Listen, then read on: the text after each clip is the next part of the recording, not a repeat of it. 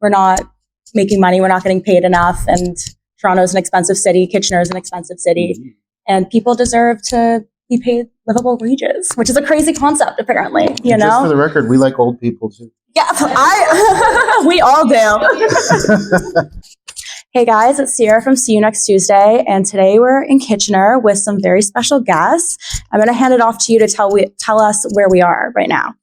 We are at the Registry Theatre. It's Kitchener's premier small performing arts venue. We're a cheap and cheerful, affordable, accessible performing arts space, and we regard the right to participate in the arts and cultural life of the community as a human right, and we're here to make sure people have access to that. That's amazing. Cheap is one of my favorite words. Could you guys just go around and introduce yourselves, and then we'll jump into some questions. Okay, my name is Lawrence McNaught. I'm the Director of Programming here. And this is my good friend and colleague, Sam Bartniak. He's our Executive Director. My name's Andy McPherson. I am the Curator of the Jazz at the Registry series and a few other little projects around. And I'm Ashlyn Clancy. I'm MPP for Kitchener Centre. So let's just jump right into it. How does the theater collaborate with local organizations, schools, artists? We did just sit down with a local band as well to ensure that it remains a vibrant part of the community and Kitchener in general. So sometimes we present artists. So we would pay a band like House Cat, for example, to come and play for us. We would sell tickets. That's professional presenting. But more and more what we're doing is we're tapping into the entrepreneurial spirit of Kitchener. Kitchener as a community has a long history of having little local ideas that go global. Mm-hmm. From the Seagrams and Arrow Shirts and the Lang Tannery up to Research in Motion and Blackberry. And so there's lots of entrepreneurial, energetic folk around here.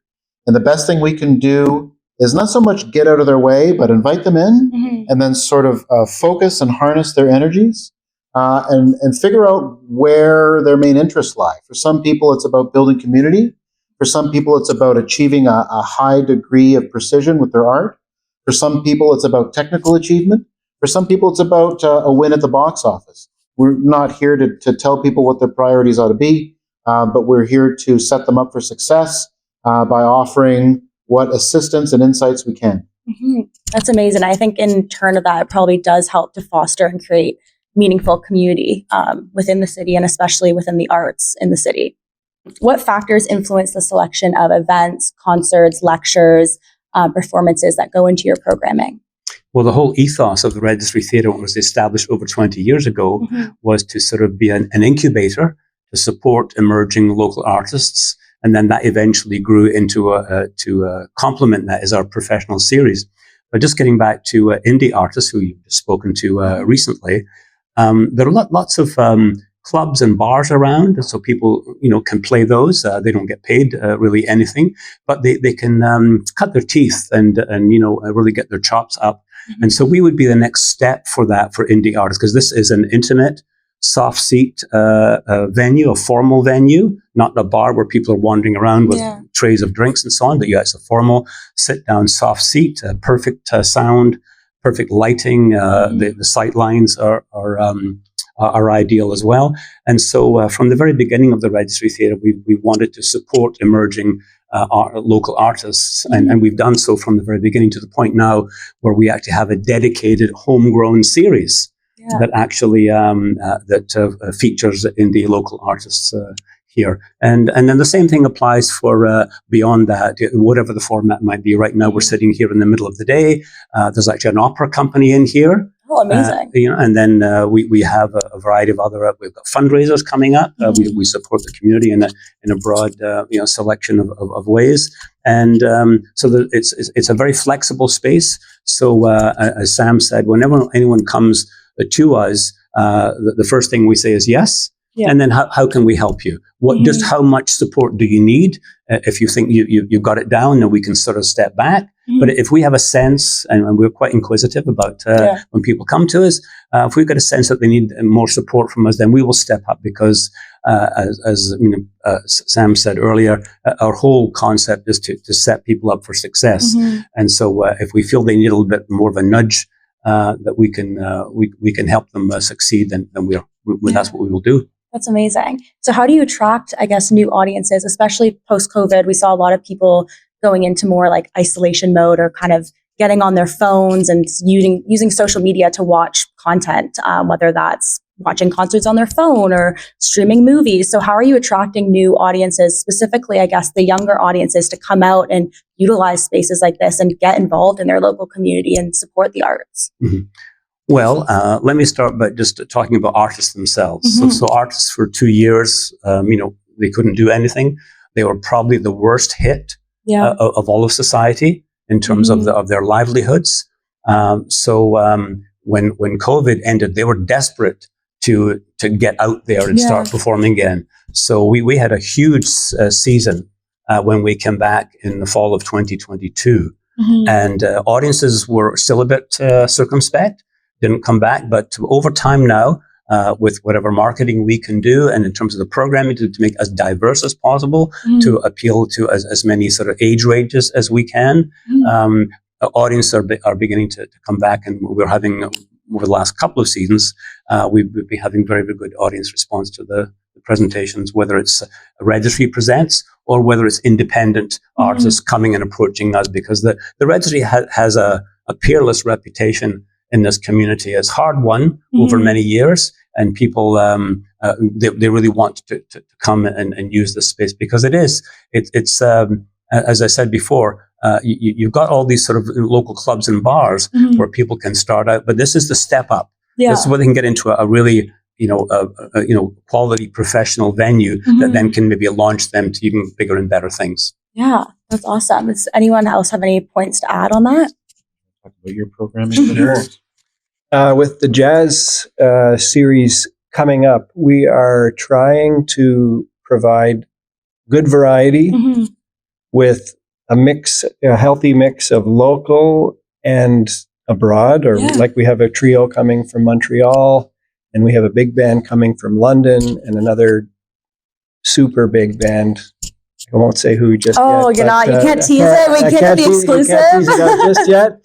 But coming from Toronto, and so just creating those partnerships with music groups from these places, and encouraging local people to know about it, to come, and then becoming a venue that's really superb for these other places. Yeah. I think your question was about, how do we grow our audience? And so we're trying, we're willing to try anything, trying to, introduce this venue to the local community.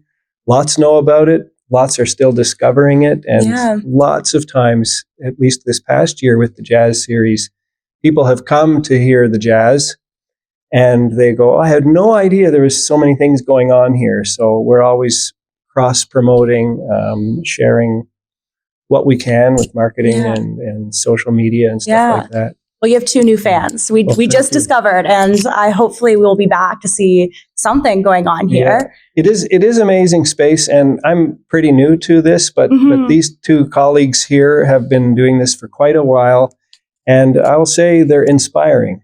Yeah. So I know that presenters like myself and others are inspired by what Sam and Lawrence have created in terms of that community building and that welcoming spirit and that, positive, how can we help you? Yeah. I've joined the team recently, but had been presenting a few things here in the past. And so it's exciting to be included and to move that forward. That's amazing. And I guess how is the city supporting initiatives like this, and sort of seeing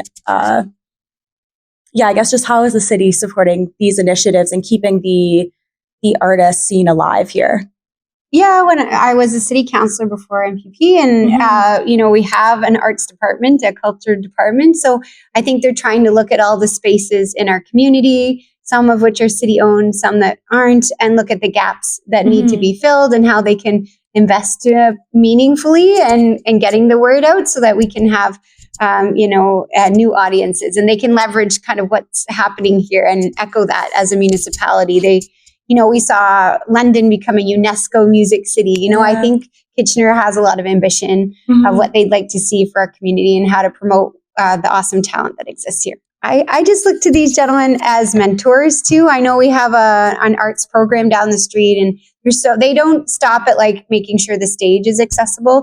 I think they make it the tech accessible and all kinds of layers that are part of arts and culture. And so I think they undersell how much mentorship they do. They really look to all folks that come in here as partners, and they share their wisdom and talent so freely that it's a real gift to our community. We're really lucky to have these folks here, kind of bringing up the next generation of arts curators and people doing the tech and sound and artists as well. So I think a big barrier of entry into any arts is, education and money. Pursuing art or music is getting more and more expensive. So having places like this where you are educating and creating accessibility for new artists to come and learn is so, so important. And even just from being here today, it's so clear that you guys have impacted your community greatly. And I think that it speaks volumes, the work that you're doing, and the way that people are responding to it and the community that you are fostering right here in your city at home. So it's beautiful to see, honestly. It's in Toronto, there's a big lack of people that are kind of doing these types of things for cheap, for lack of a better word. I'd like to add that in the jazz community, we have the Jazz Room in Waterloo, and we jokingly we've been told by Toronto musicians that we're the best jazz club in Toronto. I believe that. And the Jazz Room is considered probably top 5 in the country. And I know that like the jazz community in the Waterloo region, I think it hits way above its weight in terms of the size of the city and what is to offer here. And so despite having a great community and lots going on, we desperately need more venues. Yeah. And the registry is a beautiful entry point to some of that stuff, and as is the Jazz Room in Waterloo. But so many venues, restaurants and things like that are only budgeting for solo artists, like, for example, Junaid, who plays a wonderful solo guitar, but it's very difficult to find a place where you can bring in a trio or a quartet, or in my case, a big band of 18 members, or in our city, a symphony of 45 players, like they're playing in a church.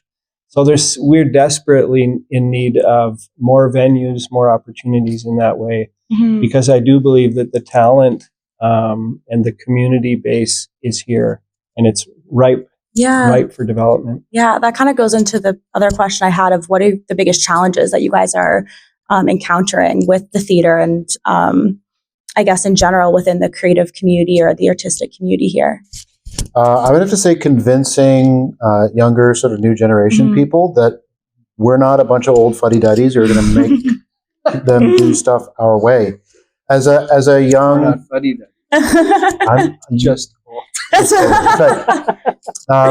And I know as a young person, I didn't want to get on board with no old person organization. I wanted to start my own thing. But now as I sort of advance and I look at what we've built and the infrastructure we have here, and I sometimes see younger people trying to start from scratch, I'm like, holy smokes, I need your energy, and it's my job. Yeah. It's on me to convince them that I'm a place for them. So that's the big thing. Our most valuable resource is not money. It's motivated, passionate people who view this, it is their space, and who we have to make sure we overcome those barriers so that they know.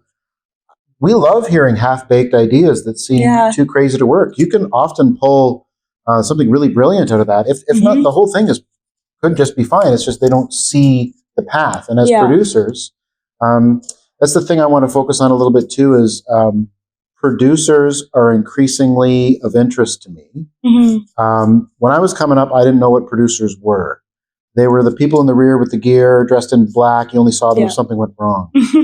I think thanks to things like the hip hop music community that identifies producers as part of the creative team, and people like yourself who create online content, you know what it means to produce. I saw you arrive with the bags and the tripods and checking your schedules and the rest of it.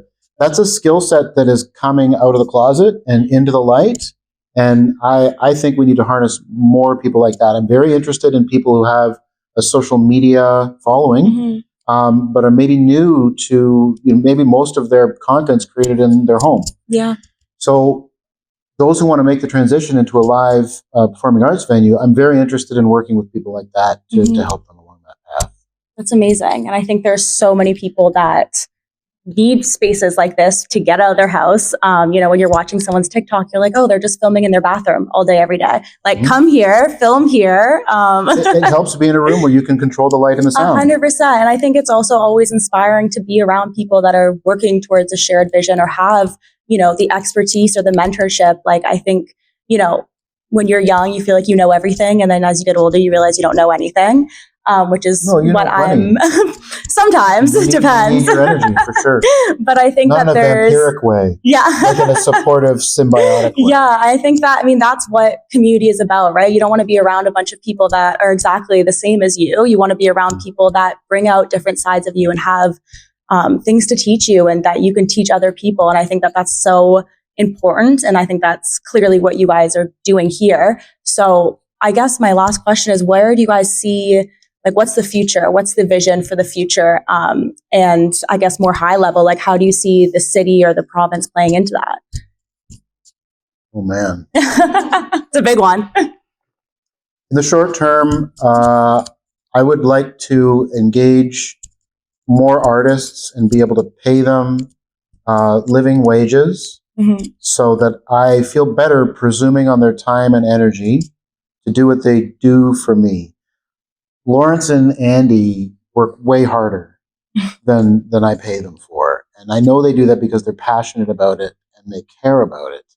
But if we're talking long-term sustainability, we're talking about a generation who can't afford to buy homes anymore.